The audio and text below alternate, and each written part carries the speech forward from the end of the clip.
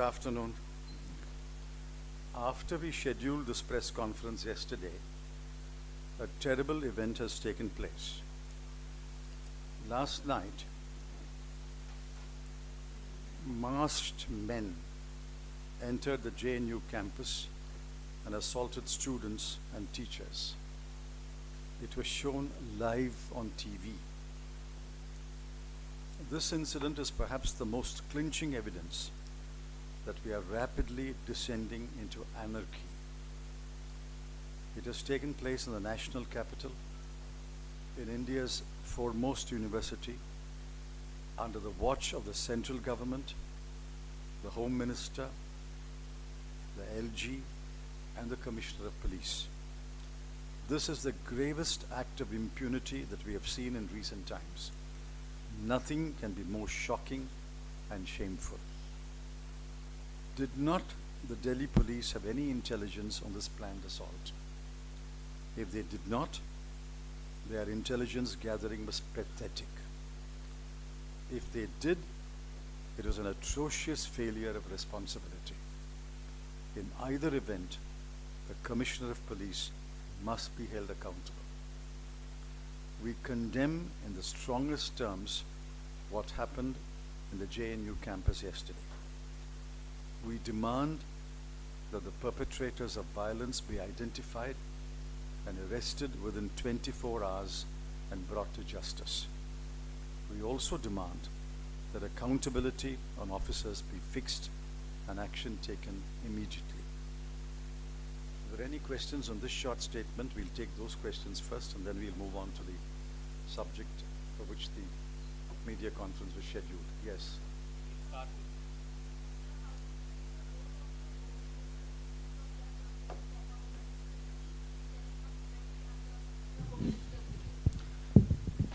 So as I said, it cannot be that there was no intelligence. If 50 goons are planning to launch an assault and are acquiring masks and other gear, it cannot be there will be no intelligence. I am absolutely sure there was intelligence. Either they winked their eye or they connived with the perpetrators, which is why this terrible incident took place yesterday. So the buck starts with the Commissioner of Police and stops with the Home Minister.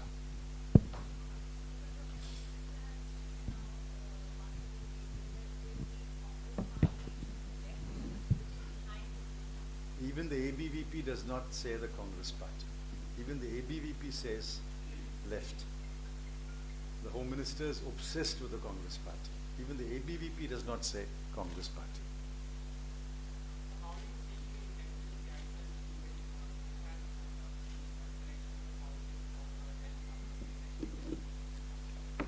It is to send a message that we can do anything. We can get away with anything.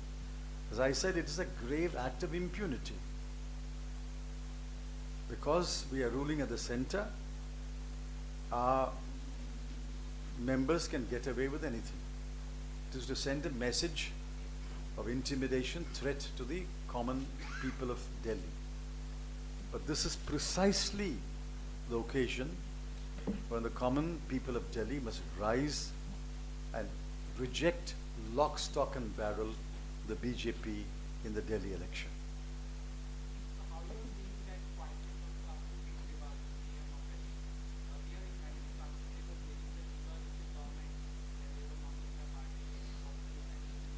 Has he not made a statement on the JNU? I mean, I don't know. I've not been following TV in the morning. I saw it live and I immediately tweeted. I was shocked. I mean, I can't believe this is happening in India, in Delhi, in the year 2020. That on live television, 50 masked men will go in and attack students and teachers. Where was the commissioner? Why did the commissioner not rush to JNU?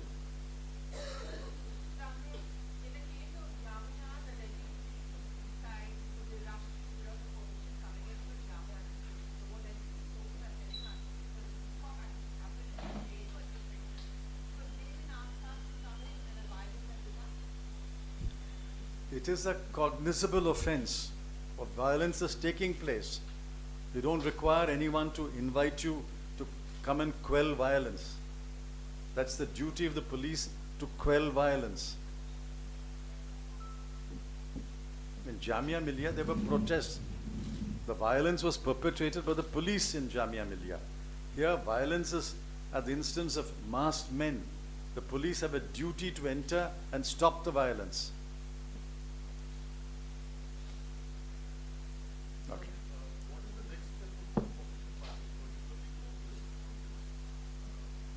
We are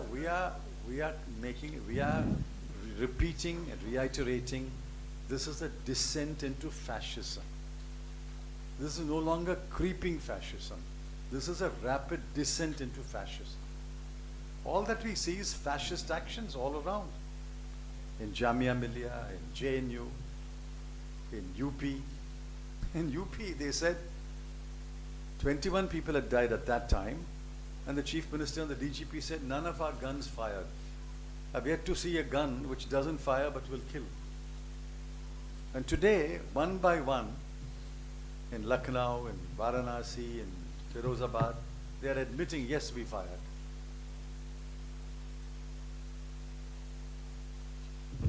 Thank you. I'll request him to proceed with his principal statement. It starts. Yes. The statement has been distributed, I think, isn't it? Oh, it will be distributed. I'm not going to read the whole of it, because some of it is our well-known position on CAA, NCR and NPR. We are putting it down so that there is no ambiguity, no confusion. But I will read the material portions. Let me begin by offering all of you, on behalf of the Congress Party, our greetings and good wishes for a happy, prosperous and peaceful New Year. At the end of 2019, unfortunately, most people were not happy. The economy was certainly not prosperous, and the downslide was continuing. Peace was a casualty. Lynchings and rape were rampant. Protests had broken out all over the country over the CIA, NRC, NPR threat. At least 25 persons were killed in police firing, hundreds were injured, and thousands were arrested, and there was fear and anger everywhere. We are gratified that students and youth are in the forefront of the protests. It lifts our spirits and aspirations when we see thousands of young men and women stand up for liberty, equality, equal protection of the laws, pluralism, secularism, and constitutional morality. The CAA sets 31st December 2014 as a cutoff date. It concerns persons who have already come into India and not those who will come hereafter, a point that is usually missed. It concerns persons who have already come into India. The CIA identifies 3 countries. It identifies 6 religious groups. And the Act says, if a person is from one of the 3 countries and professes one of the 6 religions, even if he had entered India illegally before the cutoff date, he would not be considered an illegal migrant and he would be granted citizenship in India. That's what the Act says. Now, a number of questions have been raised. I raised it in the Rajya Sabha. Subsequently, everyone has raised these questions. Not one question has been answered. If it has been answered, one of you please publish the question and the answer. 3 neighboring countries have been included. Why have the others been excluded? Sri Lanka, Myanmar and Bhutan. 6 religious groups have been included. Why have Muslims been excluded? The most persecuted minorities in South Asia are the Tamils of Sri Lanka, both Hindu and Muslim, the Rohingyas of Myanmar, the Ahmadiyyas, Shias, Baluchis and Sindhis of Pakistan, the Christians of Bhutan, and the Hazaras of Afghanistan. All these groups have been excluded. Why? The absurd and discriminatory provisions of the CIA can be illustrated in just two examples.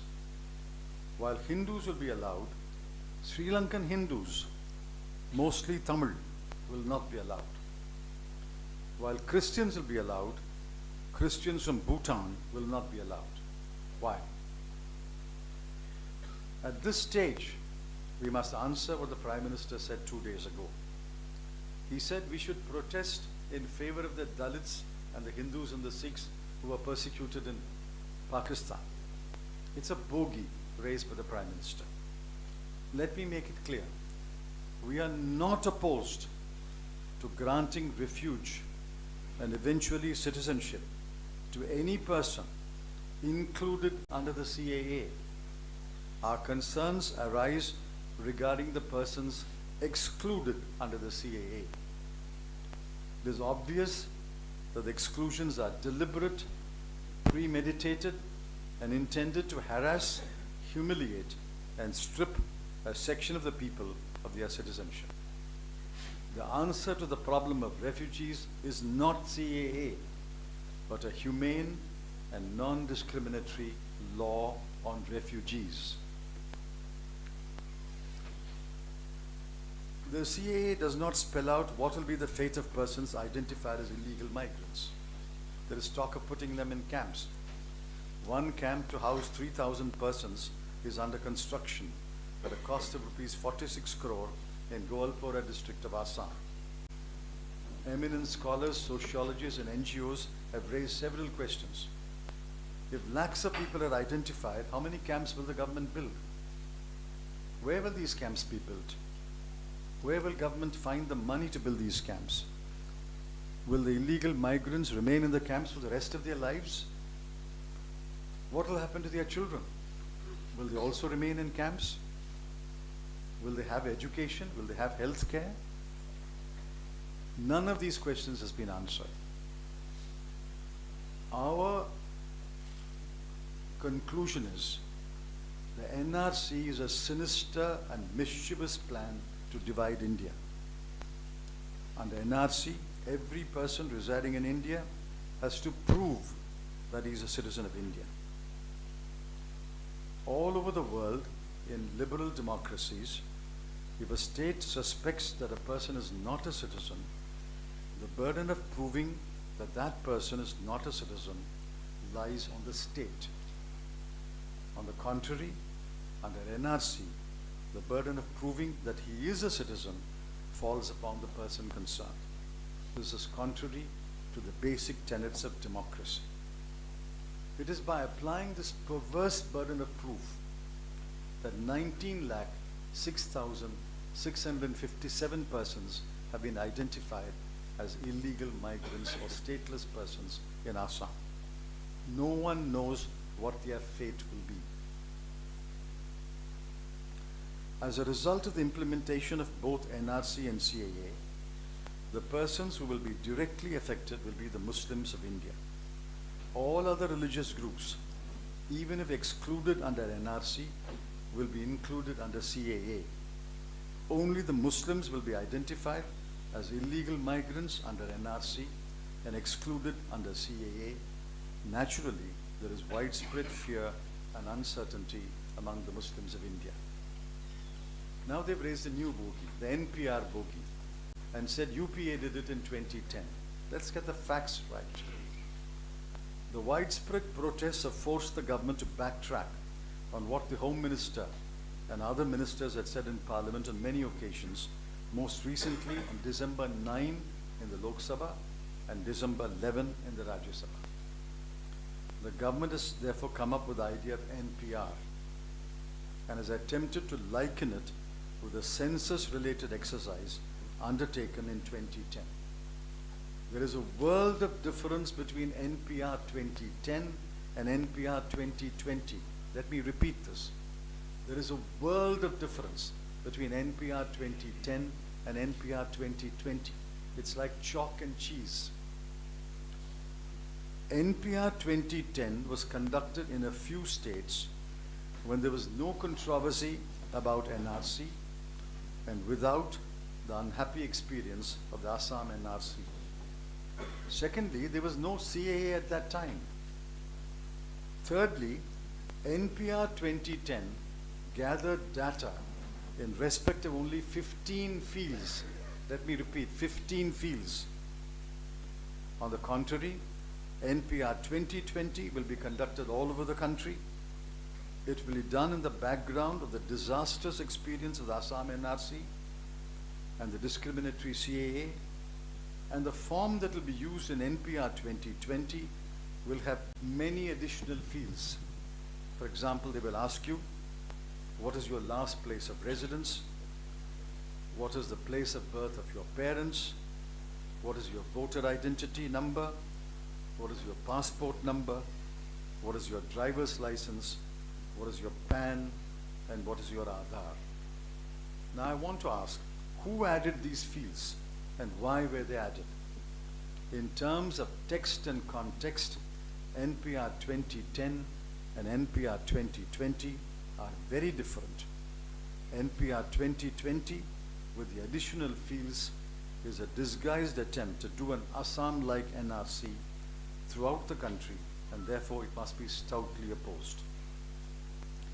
The NRC CAA NPR exercise is part of the RSS BJP plan to push its divisive agenda for Hindu Rashtra. The Constitution of India embodies values of equality, secularism, humanism, and constitutional morality. In order to protect those values, every patriotic Indian has a duty to fight the pernicious doctrine of Hindu Rashtra. That is why thousands of people, especially students and young men and women, are on the streets to save the idea of India and save the Constitution given to us by Mahatma Gandhi, Jawaharlal Nehru, and Baba Saheb Ambedkar. Abraham Lincoln saved the Constitution of the United States in 1865. Our task and our duty are not different. While the fire lit by the hurried passage of CAA rages across the country, the economy continues to sink. There has not been a single silver lining in the last 6 months. Year on year, imports are down 8.37%, exports are down 2.21%, direct tax revenue collections are only 41.6% of the budget estimate, credit growth to industry is a paltry 3.4%, manufacturing output has shrunk 3.8%, the fiscal deficit will breach the budget limit of 3.4%, wholesale price index inflation is at 1.92%, and CPI is at 5.54%. Food inflation has crossed 10%. As warned, they didn't listen to our warning. The cut in corporate tax rates did not boost investment. Private consumption has declined significantly. The government has run out of money to spend or invest in the last quarter of 2019-20. It is obvious the government is clueless and seems to think that ignorance is bliss. So we shall stop here and take questions on CAA and the economy if you wish. Yes.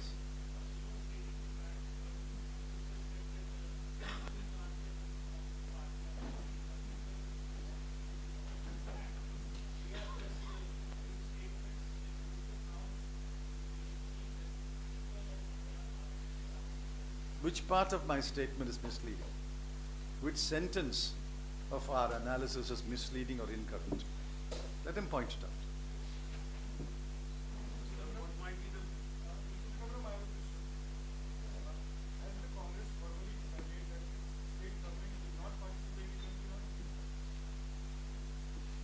I think that question should be put to the chief ministers.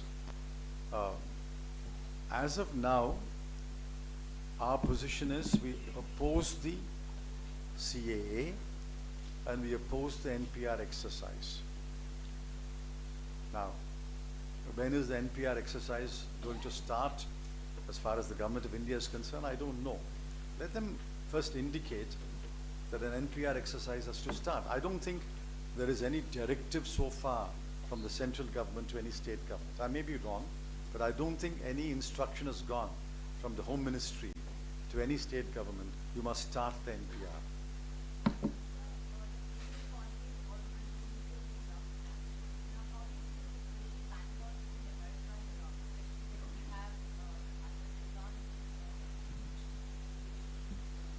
If oil prices flare up, we will be in deeper trouble.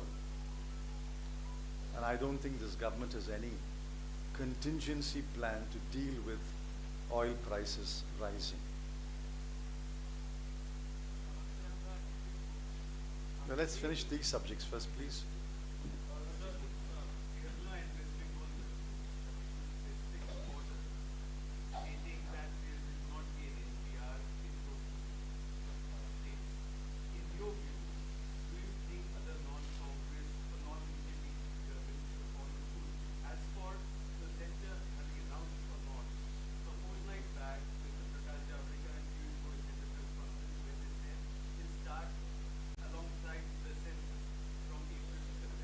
Let's see. Neither Mr. Prakash Javadekar nor Mr. Piyush Goyal is the minister in charge. Let's see whether there is a directive from the MHA directing state governments to do this or do that. Let's wait for that. Why are we jumping the gun? Can we finish these subjects first? One sec. Any other questions, please? Yes, sir.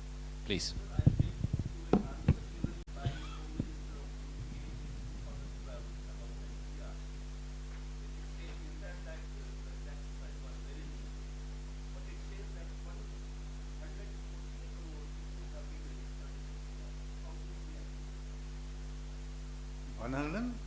No, read the whole question and answer.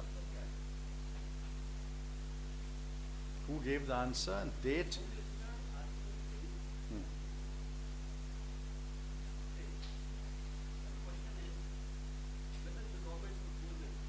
Date.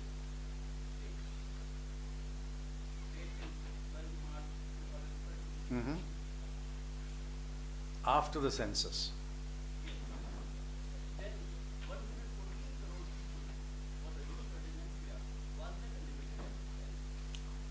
That's what I'm trying to tell you. The census have been completed. 2000 by NPR 2010 was a step in aid for the census. Please go back and talk to the Census Commissioner's office. NPR 2010 was a step in aid for the census. Census was concluded in 2011-2012. This answer is in 2013.